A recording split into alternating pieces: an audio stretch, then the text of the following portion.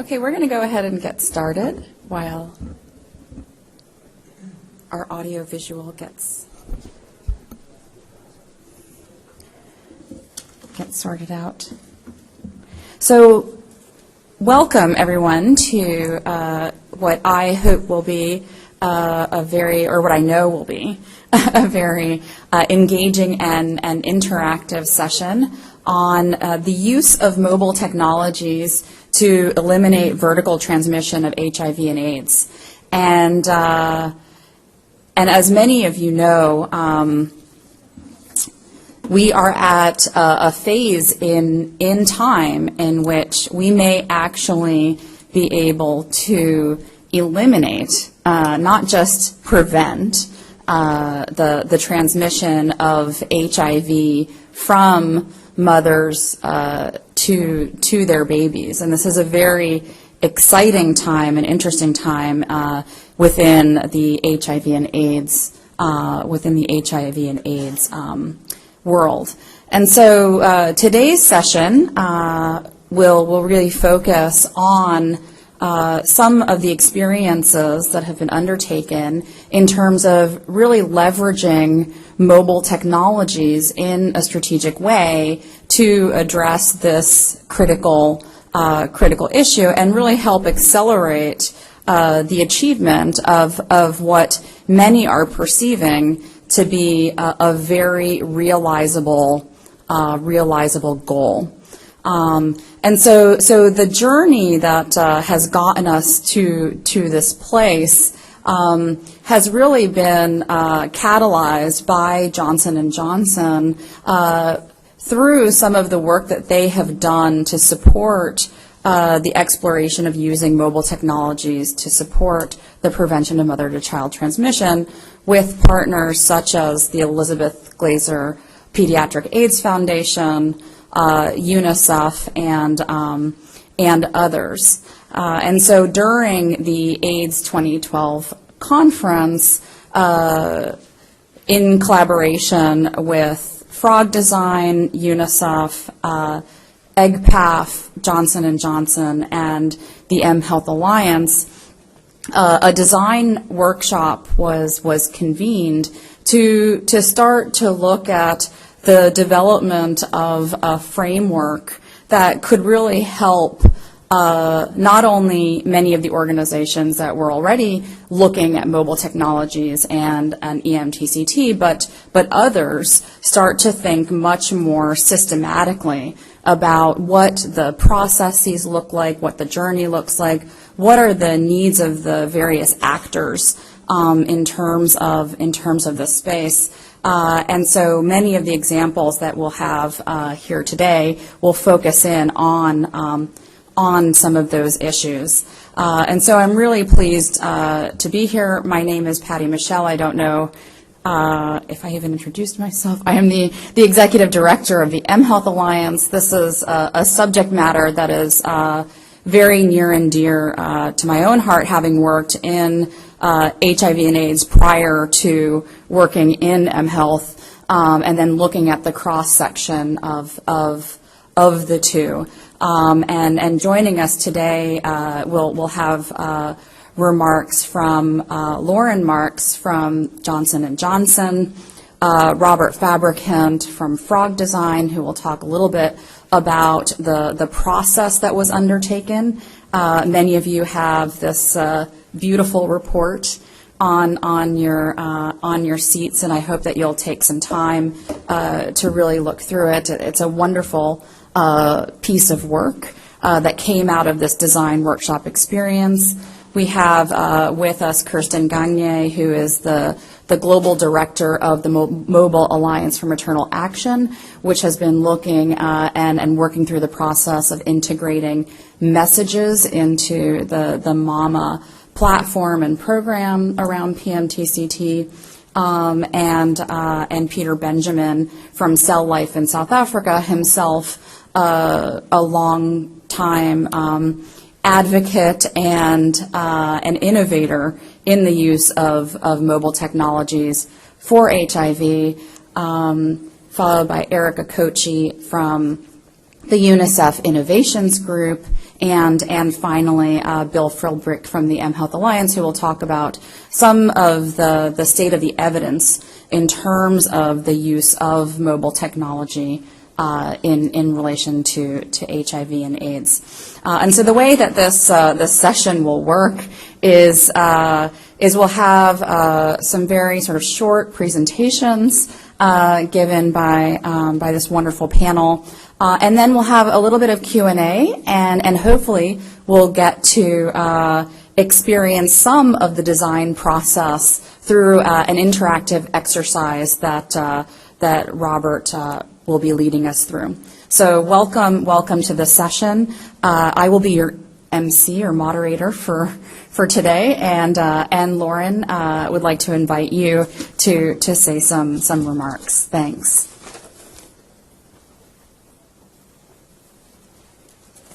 Thank you all for coming. We're excited to present some opportunities for you guys to consider today. Johnson & Johnson envisions a world in which no baby is born with HIV, and every mother has the opportunity to help her baby thrive. Eliminating mother-to-child transmission, as Patty just told us, is a real possibility, and it's been a cornerstone of our philanthropic commitment to reduce the burden of HIV on women and their families. If the slides are working, we'd like to show you a very brief 90-second video on eliminating mother-to-child transmission, just to set the scene.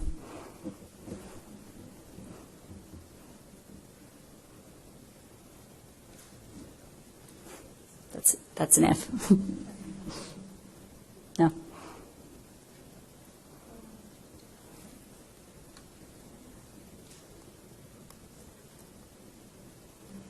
Okay, we'll skip that. So I just want to talk a little bit about how mobile technology is a very important tool for accelerating elimination of mother-to-child transmission. We might have this back in business. All right, with no sound.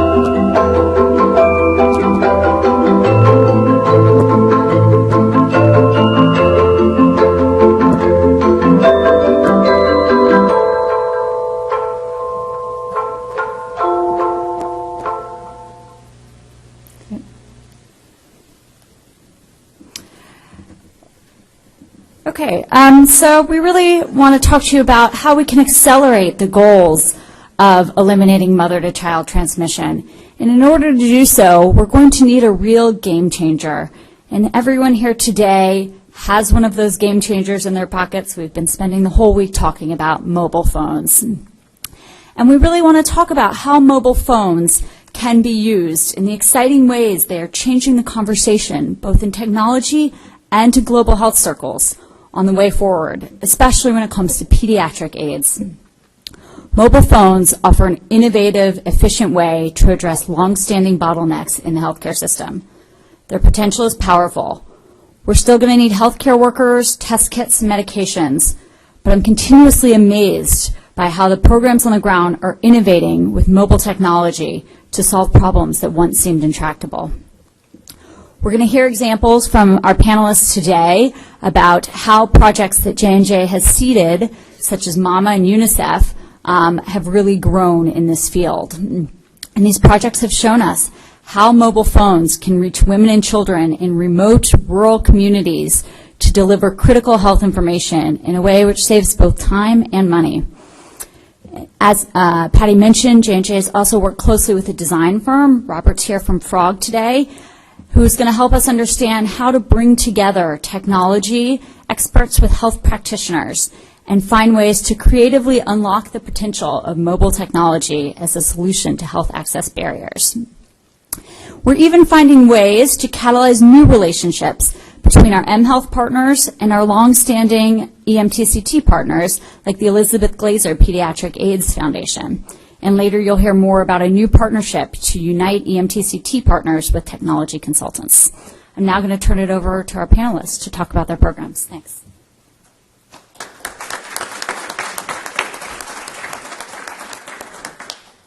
Hi there. I'm Robert Fabricant from Frog Design. Frog is a global product and service innovation firm, possibly the only design firm here at this 4,000-person conference today, or one of the few. And two of the areas that we focus on and spend a lot of time on are communications technologies and healthcare. And it's been a real privilege to start to look at how those two things are overlapping. We're seeing the flow and the transformation brought on by communications technologies across many different industries. But I think health is a pretty special place to see how those changes are happening. And over the last 6 or 7 years, we've been following that thread, and one of the through lines has been HIV. It started with work in South Africa with the Prake Health Foundation, who's here, and a few other partners, looking at awareness messaging around HIV and self-testing and treatment reminders, et cetera. And then followed up with a partnership that we have with UNICEF and looking at PMTCT in East Africa, in Malawi and Zambia, and figuring out how we can bring to bear some of the skills and knowledge that we have from the design field to drive collaborations and make sure those products and services really fit the needs of communities and people on the ground, that they come out of a healthy process of collaboration and participation. So I'm a designer, like I said, and designers look for a lot of order and organization in the world. And over the last couple of years, having spent some time as a neophyte getting a bit deeper into the world of mobile health, it's been obvious that there are a lot of efforts, and we've been looking for a way to start to bring more visibility across those efforts. And that was really the inspiration, I think, for this workshop that we helped run this summer and for the materials you have with you. And there's kind of a full narrative in this book that we put together. So really encourage you to take a look to understand a bit better how we kind of approach that question. It started with activities that were fundamentally human-centered, so developing and building out the journey and the path for mothers, for community health workers, for district managers, as they look at different ways of strengthening systems and connecting and communicating on this particular issue. And it's been interesting to see the myriad of opportunities, even within a very constrained space like PMTCT, for those opportunities to come together. And so one of the key kind of focal points of this workshop and the work we've been doing has been to share experience across a broad set of programs. And Bill is going to talk about the evidence profile that comes out of these programs, but we were fortunate to have representatives who had directly or indirectly touched 30 or 40 different programs in Africa alone, in countries like Lesotho, Tanzania, Kenya, et cetera, at the table over the course of a day, and to map out each of their experiences and to build on what has come. And what became clear is that there is no easy way to understand this landscape. There's no easy way to see how these programs fit together. We're here today, over the last 2 days, listening to dozens and dozens of presentations. And you don't really walk away with an easy snapshot as you hear about an initiative in one place or another. What are the common strategies? What are the common building blocks? How do they fit together? So can we use PMTCT as just one example? And the tools and frameworks you see here apply well beyond PMTCT. But let's just use that as one example for how we can start to overlay the pieces and activities in a more sensible way. And we were fortunate in that working with Erica, the UNICEF, even within that large organization, is a microcosm of those issues, with so many different country offices asking questions about mobile health and how to apply it. So we created, the UNICEF team, Erica and her team, had created an initial framework. And we used that as a starting point for running this workshop and evolving it with the collaboration from all of these partners. So I'm handing it out to you. It's in the booklet as well, but this is kind of a quick snapshot of kind of the different levels in this framework. And it's become for us a little bit of a Rosetta Stone, a way to see how different efforts are strengthening existing and well kind of proven interventions, how they're connecting different participants together to strengthen the flow of information. And what are the common opportunity areas that are emerging? So if you look at this, this framework, there should be some things, if you've worked in the area of maternal and child health, that are recognizable. Again, we're a human-centered design company, so across the top here is the mother and child experience. And this is the sort of fulcrum, the spine, that all these other layers of information are hanging off of.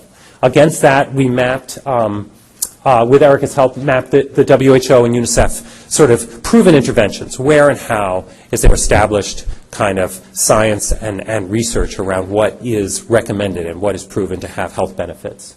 And that's a jumping off point for really two interesting explorations on how you map different projects. And you're going to see a series of projects that were in this space that were mapped to this framework. The first is this purple area. And you're seeing here a whole set of layers in the health system and starting to see where mobile technology is coming in and strengthening links that already exist or providing links where they didn't exist. And so this is a sample mapping. It comes from Project Moana, the groundbreaking project that UNICEF's been leading in Zambia and Malawi. But you can see that it's starting to provide you with a visual way of seeing both where in time the intervention sits and who and how it's connecting different participants in the health system and who's getting touched at different points in that continuum. So that was the first piece. It was like, how can we visualize that kind of heartbeat, that kind of map? And then the second piece is looking again at the bottom of this framework, how does that align to different opportunity areas? What are the commonalities? So we worked with Bill and the mHealth Alliance team and the UNICEF team to start to look at what are these categories. And against these categories, what are some common opportunities, whether it's breastfeeding advice, whether it's reminders and alerts, whether it's tracking samples and stockouts. There's a whole spectrum here. And in the back of the book that you have in front of you, you'll see some of the evidence around all of these opportunity areas. But the goal here was to take the 30 people we had in the room and for the course of the day evolve and iterate on what are these opportunity areas, how to best group them, and where do people have experience. And so that's the framework, and it's really, I think, the biggest sort of accomplishment, I hope, and most valuable thing you'll get out of today is a chance to look at that framework and start to think about how you might apply it to your work both in PMTCT, maybe in broader maternal child health, or maybe beyond maternal and child health. It's a framework, I think, that can serve a lot of different areas and provide a lot of value. The one thing I wanted to close on is that a framework alone, obviously, doesn't ensure quality results. It doesn't ensure that an experience is created that people will meaningfully engage with. So beyond just looking at those mobile opportunities, we also aligned around some key design principles for these kind of programs. And these, again, are in the book. They're very simple, but they're things like go beyond mobile, think system-wide, and really a recognition that we're looking at ways of strengthening communication against proven interventions, against an existing experience, and really looking for and helping, hopefully, this audience understand where those focused opportunities are, where value exists, and how to apply it and integrate it at a system level and not just as a one-off initiative. So to kind of bring that to life, I'm going to pass to the next couple of speakers who all have much more experience implementing these programs on the ground than I do. And they're going to just talk a little bit about how they do that and how they see a framework like this kind of fitting into their own practice. So first is going to be Kirsten from MAMA.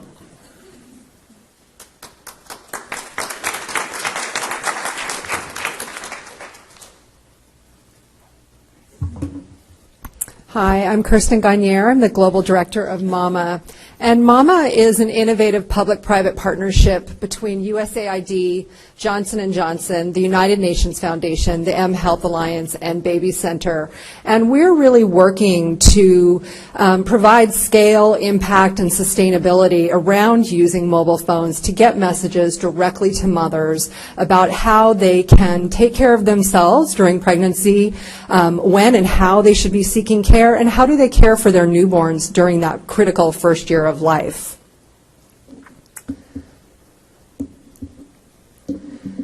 Great. So I was asked to speak from the perspective of mothers, particularly in the South Africa context. And speaking of the perspective of the mothers is really my favorite perspective to speak from, because in my opinion, that's the one that's the most important and the one that we really need to hold at the center of the work that we're doing and of the solutions that we're trying to develop and implement.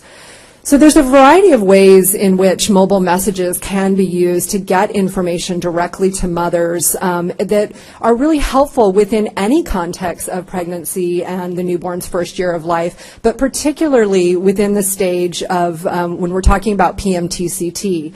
So things like encouraging earlier antenatal attendance, getting the women into the clinic to get tested so that they can immediately be identified and get on their antiretrovirals. Linking them to HIV support services, providing ongoing emotional support, giving them reminders about how important it is for them to be adhering to their medications, reminding them about when they should switch or add medications, reminding them to seek care, particularly for that critical early diagnosis of their newborn, and really the encouraging motivational messages and really helping them cope with the amazing amounts of things that they have to cope with in that particular situation. And the MAMA messages that we've developed, we've got messages that we use in our program directly in South Africa, and we've really drawn on that work to create a brand new set of global messages that are available for any organization to download. And these are the MAMA PMTCT messages that cover all of pregnancy and the first year of life, and they were developed by our partners at Baby Center. So I encourage you to go to the Mobile Mama Alliance website. I'll put that up in a moment to get these messages for your organization. Whoops. So let me just skip to, particularly in the South Africa context, hold on, I'm sorry, this is...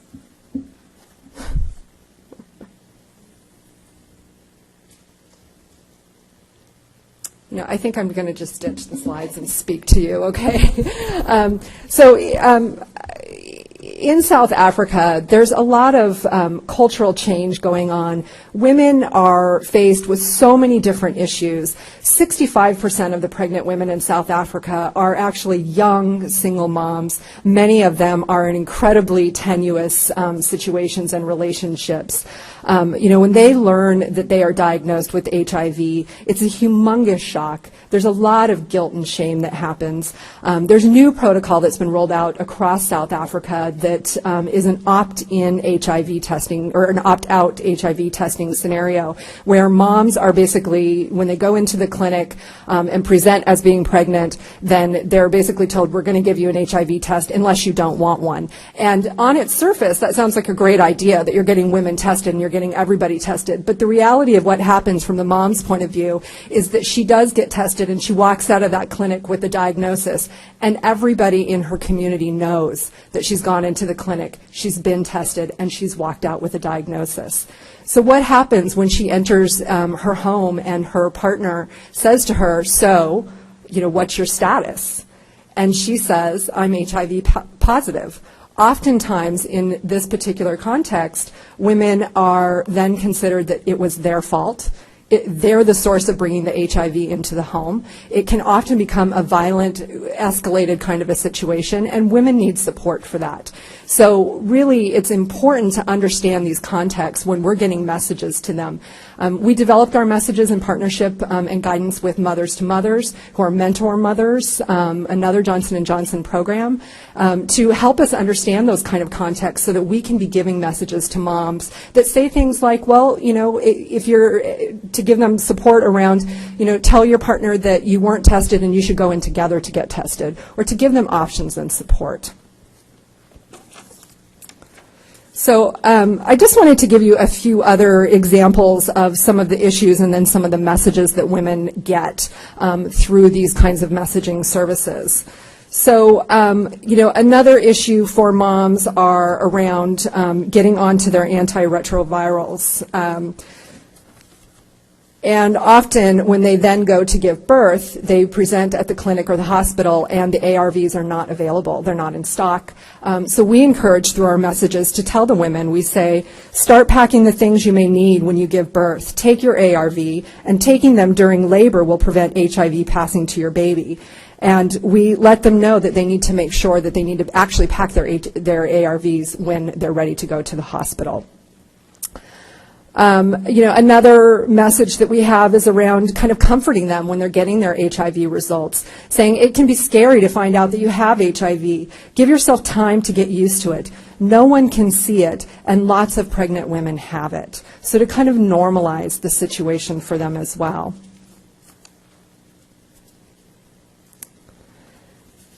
So you can see some of the messages that are up here. So I'll just wrap it up. Let me see if I can get to the screen here with our whoops, this is now Peter's. Okay, so I'll just tell you, if you'd like to get the MAMA generic PMTC messages, thank you. They're right there. So go to mobilemamaalliance.org, and there's a place on there where you can request access, and you sign in and give information and go through a process to get access to these messages. But they're really great, and they're messages, again, that are really aligned for this particular environment and this audience. So, thank you.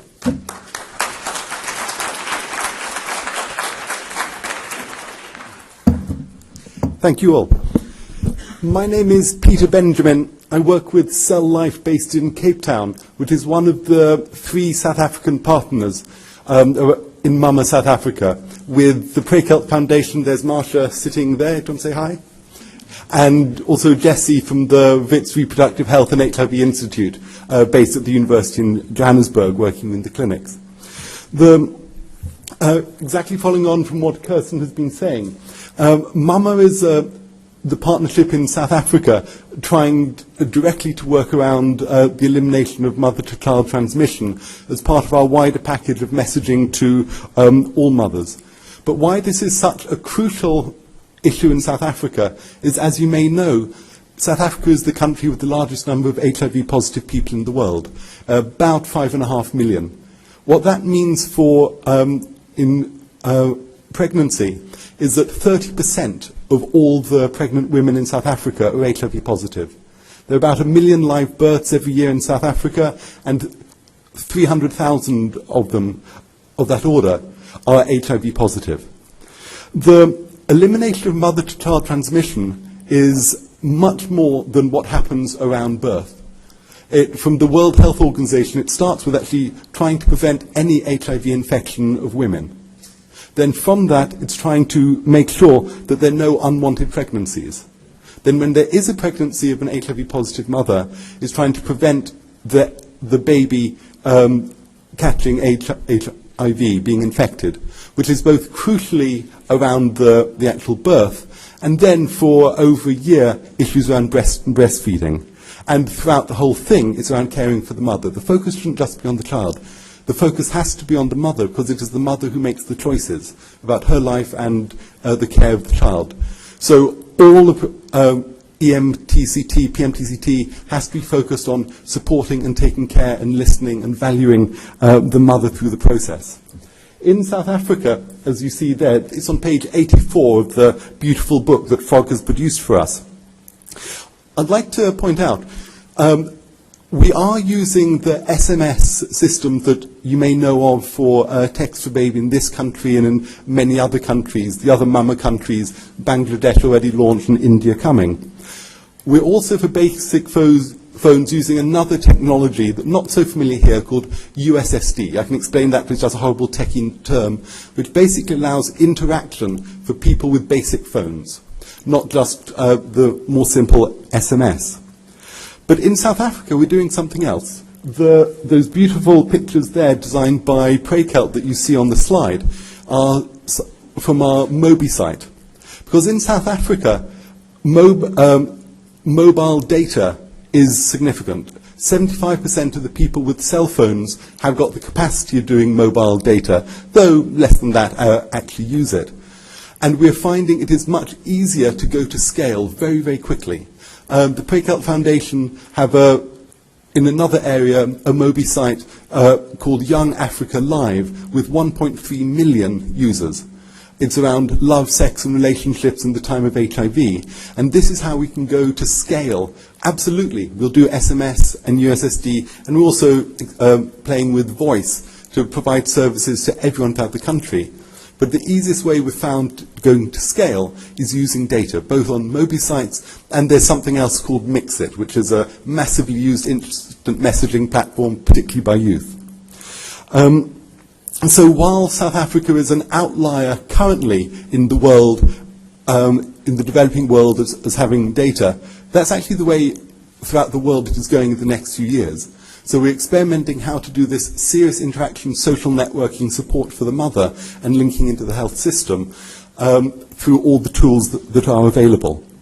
So we have found, exactly as you've seen in the framework that Robert was showing you, that no matter how clever ideas you can have in your office, test things, get it out, work with users, iterate, see what works, see what doesn't, and do as many iterations and things in the field as possible.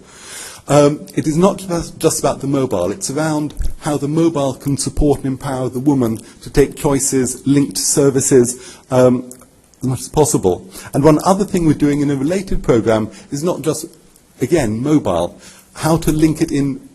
We've set up a call center. So people on our PMTCT program, if they actually need to speak to someone, they can send a please call me, which is like a free SMS, and so people can call them back. So we are doing many things through the Johnson & Johnson and USAID supported Mama program, and we've linked it to other projects that, with support from UNICEF, with NORAD, the IWG. And this is starting to go to scale in South Africa. The government has announced, though a few months ago, we're still waiting for it, that they're coming out with a tender because they know that mHealth is very significant and the focus is going to be on maternal and child health care. So in the next few months we're expecting a national tender because so that within a year I hope we'll be able to be reporting at the next conference on the full national system being rolled out nationally, which is building on the experiments and the projects that we're doing with Mama and related projects. With that, thank you very much.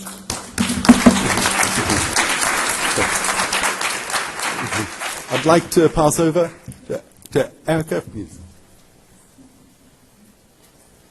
So I'm going to be slightly unorthodox because I didn't realize that we'd actually have the former project manager of the project that I'm going to be talking about here, who can actually talk about it much better than I can.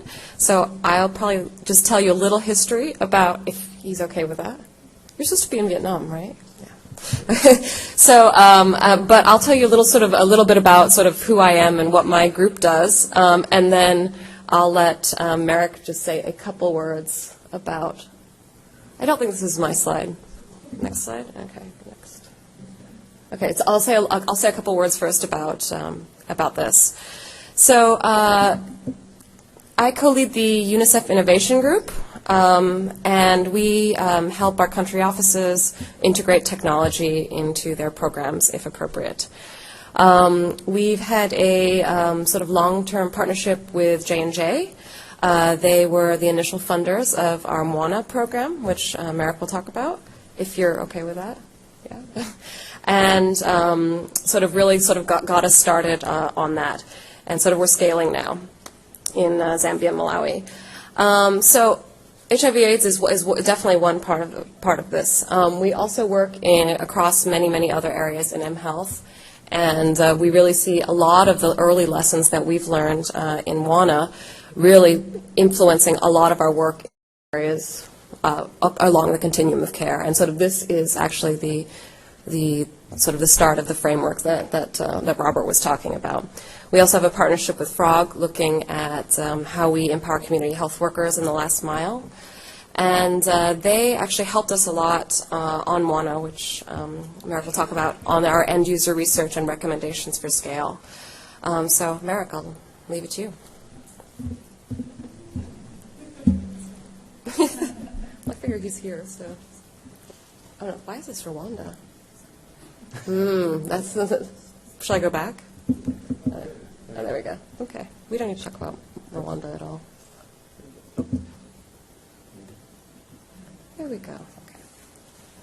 I thought she was joking when she said that when we were having coffee earlier. I was not prepared for this. But I think that the framework of design principles that Robert elucidated at the beginning of this presentation actually reflects our experience that we had when we were doing these projects in Malawi and Zambia. We did the projects over a 2-year period, and we started with doing workshops with users, doing gaps analysis with clinic workers, community health workers, district staff, as well as UNICEF staff. In a number of rural health clinics to try to identify what the clinics themselves thought they could be doing better, that would be cost-effective implementations. And then our team came in and said, are any of these suggestions that they came up with ones where mobile technologies could actually benefit them? And we started off with sort of a narrow intent. We had sort of 3 priorities, and the major one was delivering early infant diagnosis results to clinics with cell phones, with SMS messages. And so we started there. But then, as Robert said, we were using a very user-centered approach, and we found that we had to go beyond mobile, as he said. So we quickly realized that we had to rework the way the registers work, and then we shifted back one level more and said, well, wait, what's the whole system? Getting these results to the clinics isn't enough. We need to figure out ways to improve the logistics chain to get the samples from the clinics to the lab. And so we started thinking about the whole system. And in order to do that, we had to mix a lot of competencies. So I think that little framework there very clearly reflects the experience we had over the 2 years of working in these rural clinics. And it was really the actual clinic workers and the community health workers themselves that drove the solution and made it work. But thank you. And we're scaling nationally in both countries. So it's over the next, we're at 200 clinics in both countries now, and should be at all of them within 2 more years.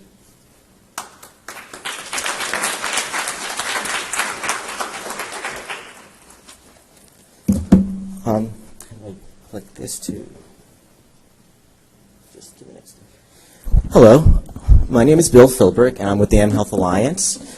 My background, though, is in HIV, PMTCT, early childhood development, where I had been a director of HIV at CARE, and where a significant part of our portfolio was in PMTCT programs, and where we started mainstreaming mobile into our PMTCT program. So it's a passion for me. It's something I absolutely believe in. I'm going to start with a very, very, very quick anecdote. I met Patty. Patty and I know each other from a former life at CARE in about 2003. And I remember talking to her at that time, and she was telling me she was getting her PhD. And I said, so what are you getting a PhD in? She goes, oh, it's around use of mobile phones and in maternal health. And I thought to myself, I didn't say it out loud to her. I said, well, that's just odd outlier topic.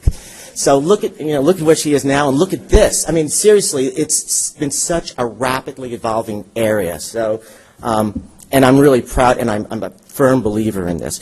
I'm going to talk to you a little bit about the evidence, and we all know that evidence is really important because basically at the end of the day, we want to be delivering evidence-based interventions.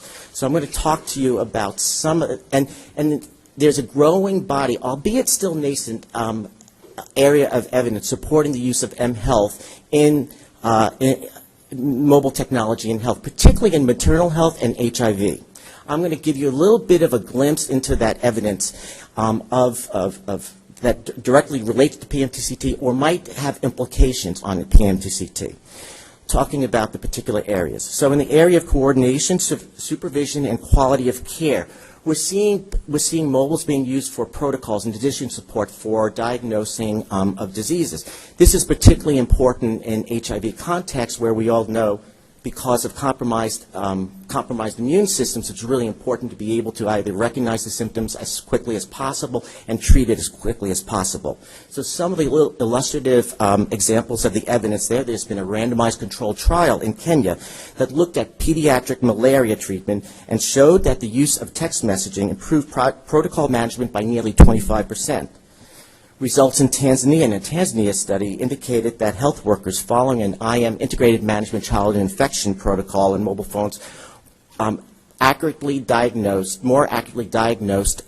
diseases than on a paper-based system. In the area of service support and training, because community health workers are an important a component of delivery and a lot of delivery of PMTCT interventions, there have been a growing body of evidence showing that the use of mobile actually enhances and increases the performance of community health workers, taking note of two recent randomized controlled trials that by Brian Dorenzi that showed that. It's also been used in increasing demand, awareness, education, tracking, and retention for services. In the area of appointment reminders, so appointment reminders are very important. We've got to make sure that the mothers come in for the antenatal visits, immunizations, coming follow-up for early infant diagnosis. A Thai study, so there's evidence around that. A Thai study along the Thai-Myanmar border showed that SMS messages doubled the odds of one-time antenatal visits and immunizations. A particular area where there's a really, really strong evidence base that is directly related to PMTCT is around treatment adherence. So part of the regimen of treatment adherence really requires a mother who has HIV to adhere to a treatment and not have any particular interruptions. There are two randomized controlled trials, one of which was published in The Lancet, that demonstrate that patients receiving SMS text messages are more likely to adhere to prescribed regimens. One 53% versus 49% of the control, and the other 59% to 49.8%. What's very exciting about one of these trials is that they actually had a health outcome measurement, and they actually were able to link to improve health outcomes, where that one study showed an improved rate of viral suppression of 57% to 48%. Mobile is also being used around safe delivery, basically an SMS, which is also important to avoid maternal mortality. An SMS-based support system in Zanzibar increased the odds for a skilled delivery attendants from 57% versus 45%.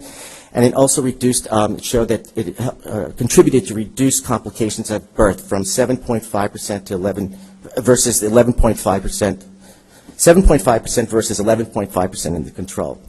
Another area that has been used and there's evidence, is basically to promote exclusive breastfeeding, another important component in PMTCT. An India study showed that mothers who received phone counseling were significantly more likely to exclusively breastfeed for 6 months compared to those who were receiving counseling at the facility, and that was 96% versus 67% of those counseled at the facility. It's also being used in, there's evidence around data management and improved efficiencies. Another big problem is the inefficiencies is when children they draw blood for early infant diagnosis. The lag time between the drawing of the blood and the delivery, the dry blood spots, and the delivery of the results can be as much as 3 to 6 months. Project Moana, which was mentioned earlier, the preliminary results, I don't know if they're now final results, but preliminary results showed that the use of SMS text reduced the mean turnaround time for early infant diagnosis by over 40%. Other uses that there's a growing body of evidence that I don't have enough time to go into is supply chain management. Another big gap area that if you talk to a lot of PMTCT program managers is a lot of them run out of and can't manage the inventory of test kits and other essential supplies associated with PMTCT. So there's evidence, particularly from SMS for Life, which is around malaria treatment commodities, that shows that it actually can be used effectively to manage supply chain logistics. Other areas that are really important, maternal depression that's associated with HIV, HIV prevention, WASH, and reducing stigma and discrimination. So if I want to have 4 takeaways from this, is the evidence base is growing, that we need more evidence that explicitly targets EMTCT programs instead of contextualizing and bringing some of these findings and generalizing to EMTCT. We need more evidence that uses health outcome indicators. In some ways, like in the way that we have now WHO guidelines around the proper set of interventions that compose an EMTCT intervention, we really should hopefully hope for and strive for an evidence base that is heightened enough that we can also have guidelines for the use of mobile technology in EMTCT interventions. So, thank you.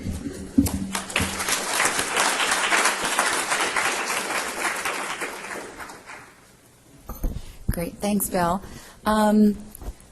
I'd like to invite RJ from EGPAF.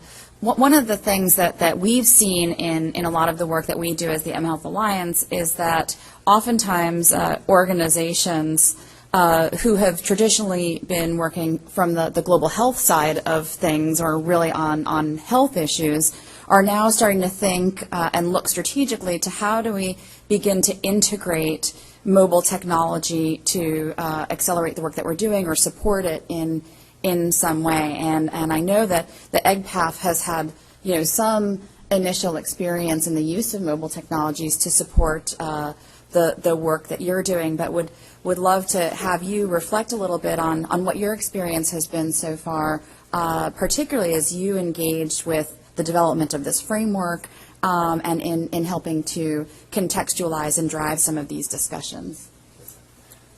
Well, thank you. Thank you, Patty. I'm R.J. Simons with the Elizabeth Glaser Pediatric AIDS Foundation, and as Patty mentioned, we're not an mHealth organization, and we're not a design organization, but we are an organization that's devoted to the elimination of mother-to-child transmission of HIV. We do that through supporting the maternal and child health system at all levels, from the community level, where the client, the mother, is living and is engaged in most of what she does to prevent mother-to-child transmission, the facility where services are delivered, the districts and the provinces where the health offices manage the facilities and manage the health system, and at the national and global levels where policies are set and where information is collated and new directions are set.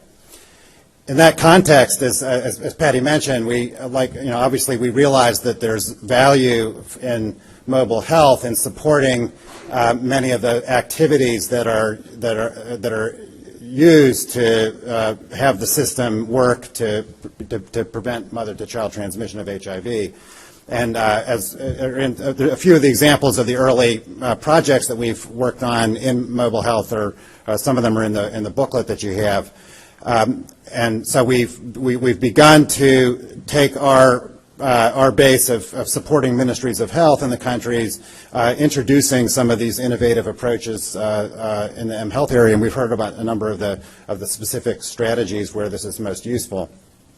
We were very pleased a couple of years ago when Johnson & Johnson began to support us as an organization, and since we're not an mHealth organization, we needed our capacity built and learning about the field, getting introduced to partners such as mHealth Alliance and others, to be able to effectively utilize the capacity of mHealth in our programs.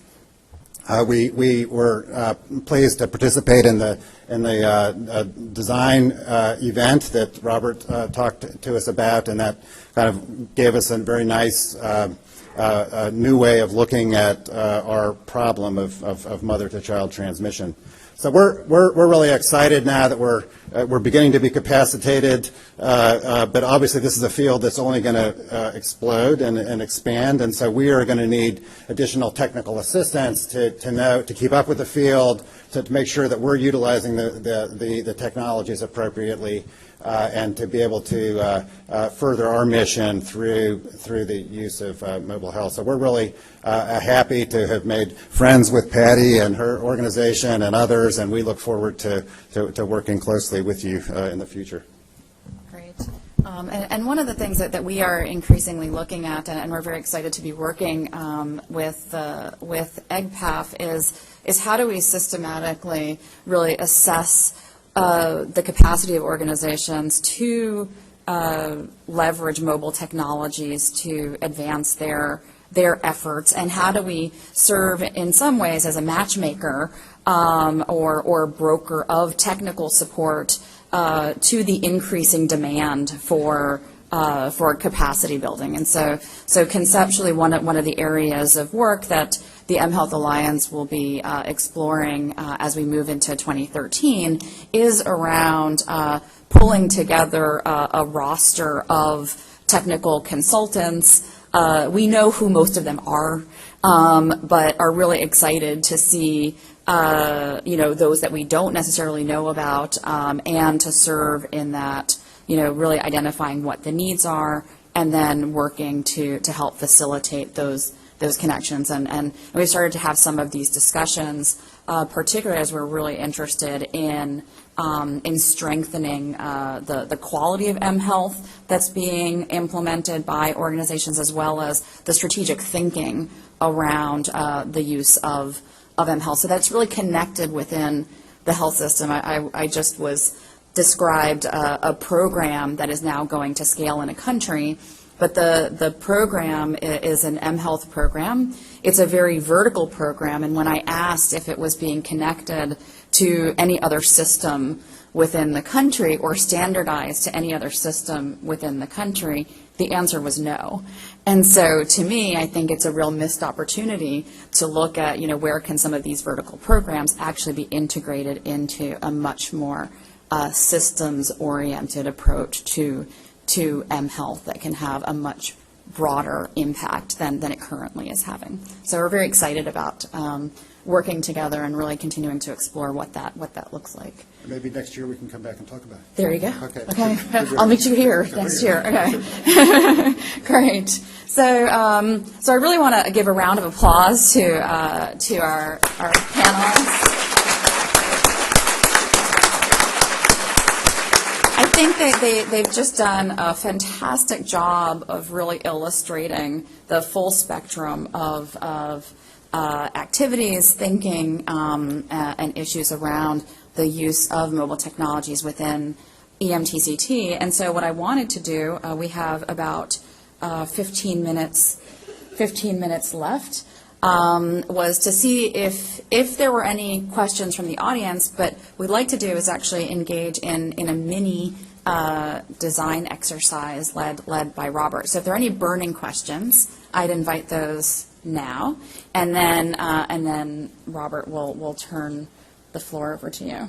Okay. Do you want to come to the mic?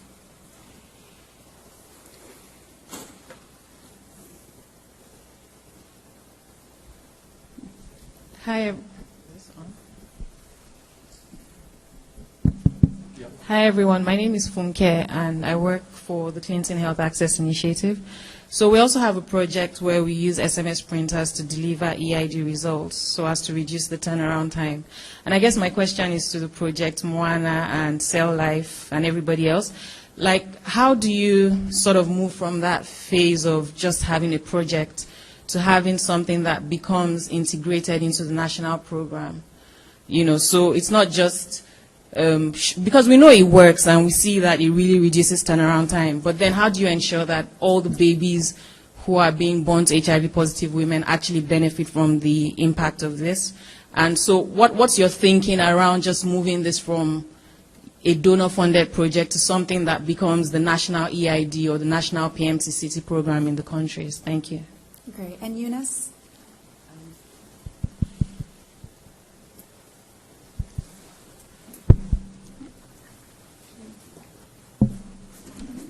Thank you very much. My question goes to the Mama team. I looked at, looking at your content, I see that each of the messages has the word HIV, and my experience has been that if we create such content and we send it to people, they feel that you're reminding them that they have HIV. So I wanted to ask whether you've faced anything like people telling you that they feel that it brings stigma if you send a message and it has a lot of like the word HIV. Thank you. Great. And then Marcia, did you have a question? Yeah, I have a question. This is my favorite panel because I think I know everyone except Bill, so my question is to Bill. Hi, Bill. Thanks so much for your emphasis on, the simple SMS and the power that SMS actually has to bring, real behavior change and real results. I was wondering, in some of the examples that you mentioned, do any of those SMS programs actually integrate back into some sort of medical record system so that you know that after an SMS has gone out to say, please come and test or please take your child for this inoculation, whether that actually happens and whether that feedback loop is closed in some of the examples? Just because for me, the power of SMS really is around having conversations with moms and not only pushing and spamming people and walking away, so linking people back to a call center or a Mobi site where they can get more information is ideal. So I just wondered if you could share some information about the examples you mentioned. Thank you. Great. And just to let people know that a lot of the evidence that Bill had talked about is actually in the report itself. Okay. And then, another question?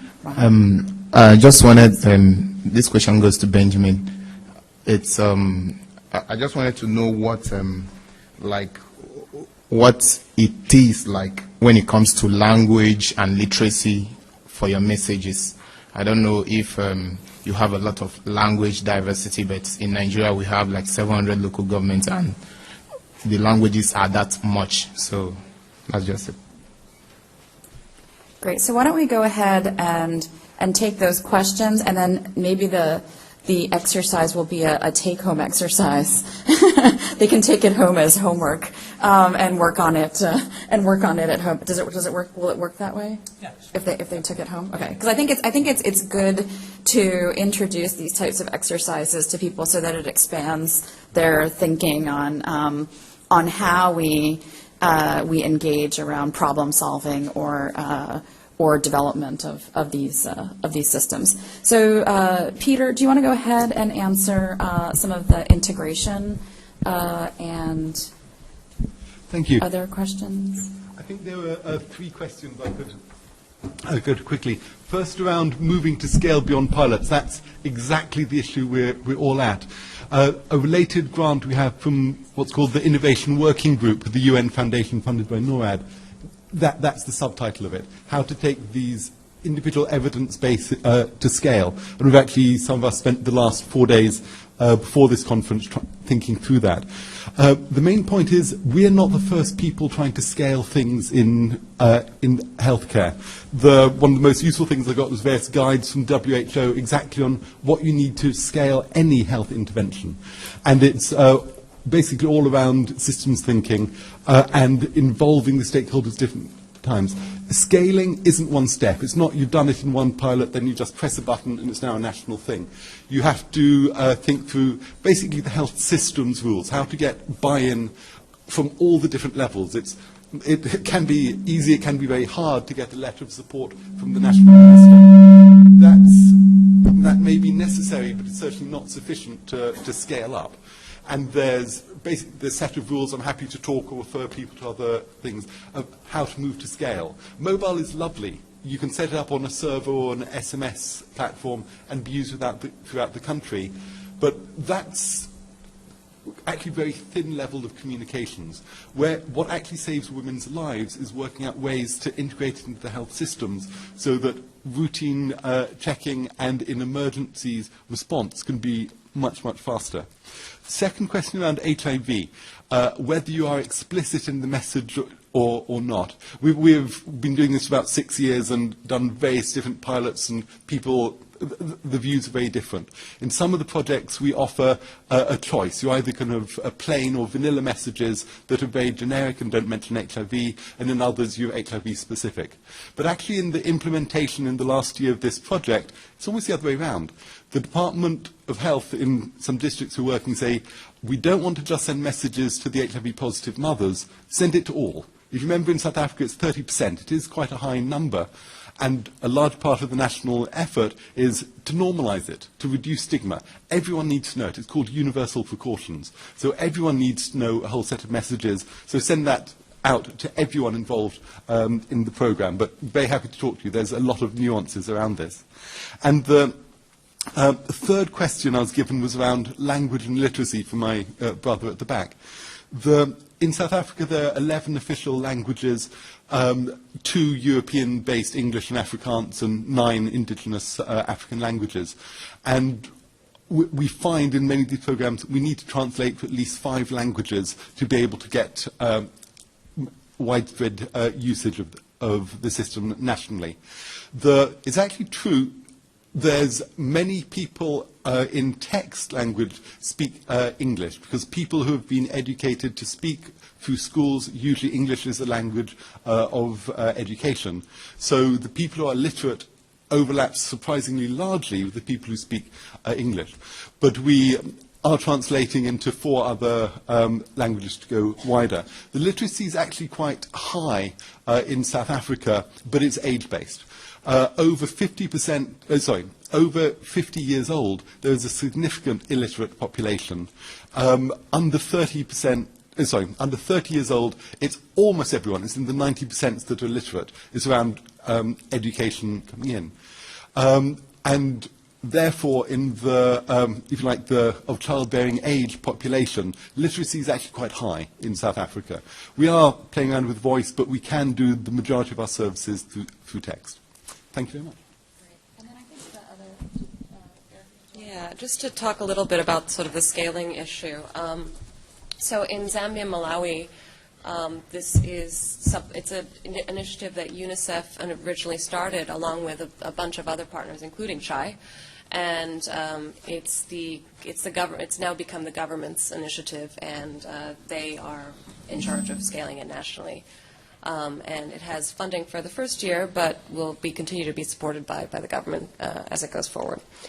And the reason they're all running on the same system, which is mHA, whether it's a cell phone that receives it or a printer that receives it is, it basically depends on clinic and volume in the clinics.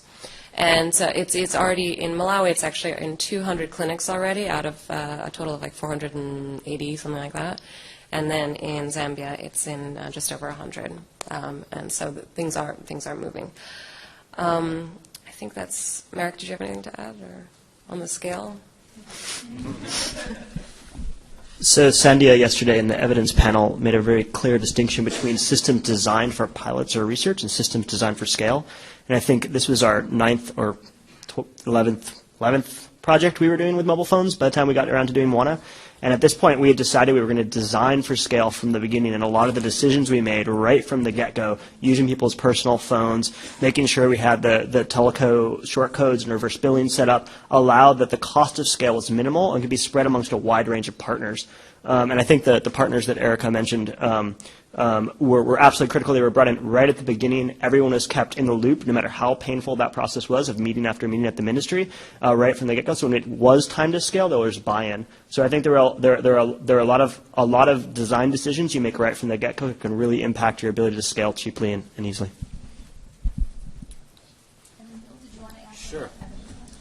Sure. So if I understood the question, I'm not sure with respect to the evidence that I presented whether or not that some of those SMS reminders are tied back into a formal, larger system. If you're referring to like a more overall MRS type of system, but I do know that it's very common for, particularly in the area of appointment reminders, that's triggered generally by, in a lot of cases, by missed appointments. So there is some sort of connection there that, like, if they miss an appointment at a facility, basically that starts a process that ultimately ends up in a reminder. And then with respect to decision protocols and recognizing symptoms, there's generally messages associated with that about referrals, et cetera, and then that can apply to community health workers who are going through decision protocols to recognize symptoms of particular illnesses, or for basically, or mothers themselves to be able to recognize particular symptoms that are going to require them to bring the child to a facility. So hopefully. Great. And so in our last 5 minutes, I am going to ask Robert to come up and describe your homework, basically. So you have a worksheet that you can take, and hopefully you'll find it and the exercise itself really useful to at least advance your thinking in terms of how you approach the work that you're doing. So, Robert.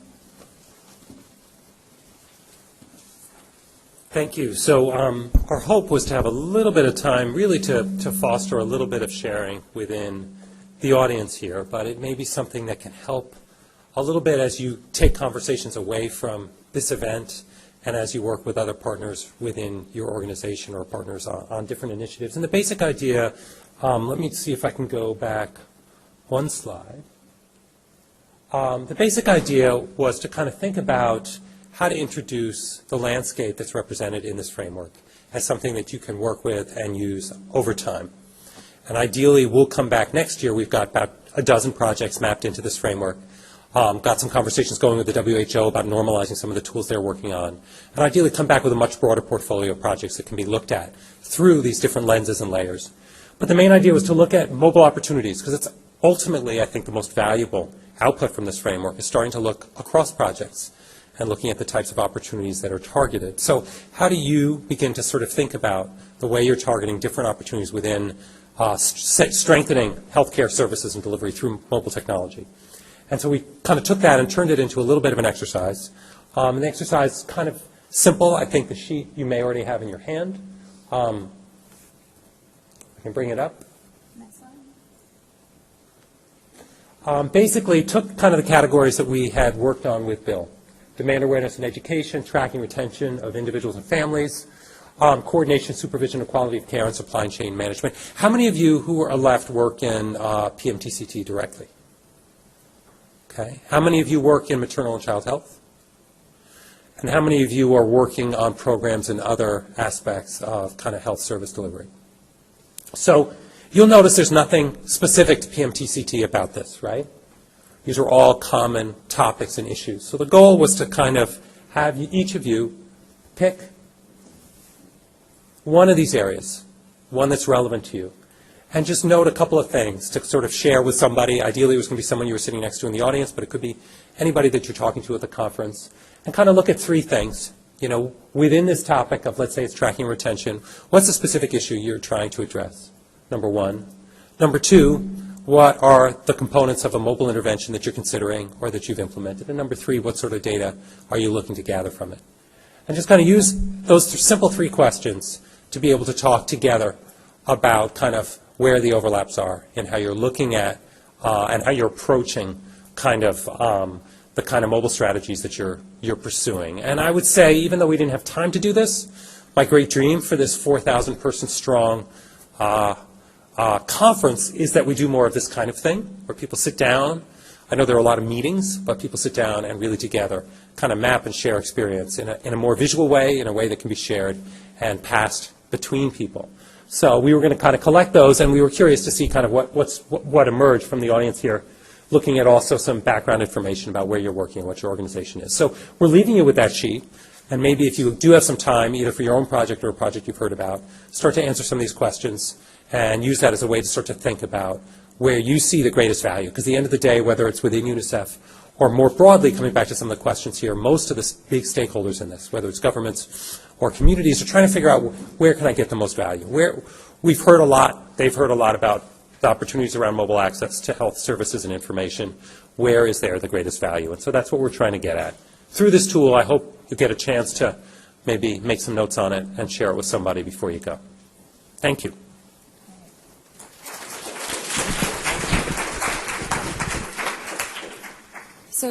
So thank you. And just as we wrap up, would really like to express my appreciation for Johnson & Johnson and their coordination for this event.